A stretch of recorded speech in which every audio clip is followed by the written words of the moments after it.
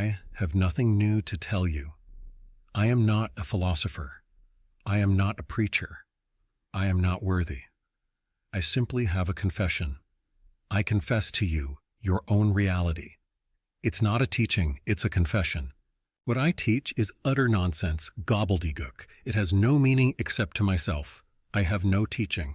The ego is never necessary. It doesn't. You think it does. Nobody can kill you. Kill is just a word that means something that you have accepted.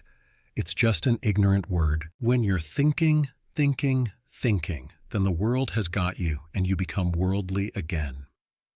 This is sort of a dangerous teaching because when I say there are no rules, it gives some people license to do whatever they like. There's no mind.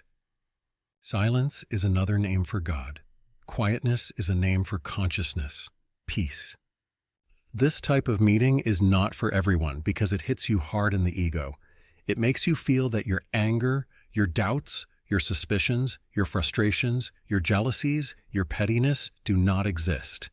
It makes you realize that your possessions, your thought of ownership, taking care of yourself, your idea of God, your idea of the world of the universe, of your job, of your loved ones, are all nonsense. Do you see why we should not react? Because we don't know what's good or bad. Exactly. The mind is afraid to let go because it will lose its identity. We would be all better off if we were all deaf and dumb. Really. You can't if you try. But when you quiet your mind again, humility comes of its own accord. The highest teaching is silence. I'm talking about silence in your mind, in your thoughts, quietening the mind, making the mind quiescent, calm, still, not reacting to person, place, or thing. If you don't react, you'll always be blissful. Just simply ask yourself, who feels out of sorts? Who has these feelings? To whom do they come? And follow it through, and the feelings will disappear of their own accord. You have to let go. No real sage has ever eaten meat. There is nobody there to be motivated. If you still have to think, is it right or wrong? Or if you still have to think, am I hurting somebody? Am I making the right decision? Then you may know your ego is alive and well. Henry, we don't want hundreds of people. We want substance. We want quality, not quantity. We want a few good devotees who want to awaken in this incarnation and become free and liberated. How can you say that this world is unreal? That Ben over there is unreal? That Henry's unreal or the brain isn't real, or Ed isn't unreal or the floor isn't real? How can you say that? It's easy. Explanations confuse you.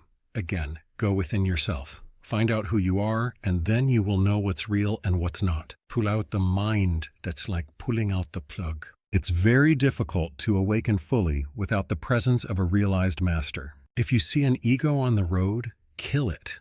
Same thing. The Buddha is an ego. Whatever you see, kill it. Kill the source of it. Do not look for new psychological jargon to call the ego by what's happening to you. Make it very simple, like a child. Who is feeling all this stuff? I am. Who am I? What is the source of the I? That's it. That is all you've got to do. It hits you in the ego. The ego becomes mad and disappears and dies. The mind has to be made quiescent, quiet. Do not try to analyze what I say. Do not even think about it. Every time you think, you spoil it. Never mind what Jesus wanted, or what Muhammad wanted, or what anybody else wanted. Let them rest in peace. The question is, what do you want? Where are you coming from? Leave people alone. Don't concern with people so much. Be yourself. The whole thing is irrelevant. This whole conversation is irrelevant. When you come to satsang, you come to meet yourself.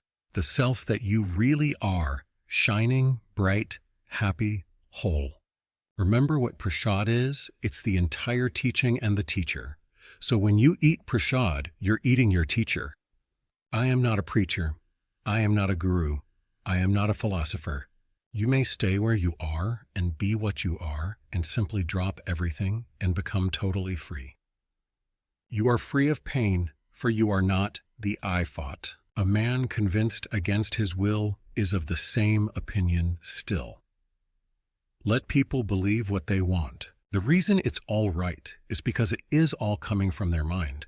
They are creating God in their image. When you ask a question like this, always remember that you are already awake. You are asking from the standpoint of the ego. There are no sinners. No one has ever sinned, so to speak. Tear up all the quotes, wherever they come from. Stand naked in the face of God, have no crutch. The problem is, you think. If you would only stop thinking, you have to return to what you are before you were born. When you are nobody, you'll be nothing. But you want to be somebody. Somebody can never be nothing. You have to be nobody to be a nothing. Nothing is hard to come by. Everything is nothing, and nothing is everything. I'm merely here to tell you that you are insane to believe in this world the way it appears, to believe that you are a body going through these experiences. I'm here to tell you that all of your beliefs are nonsense. No amount of karma, what we call any activity or work, can bring about realization.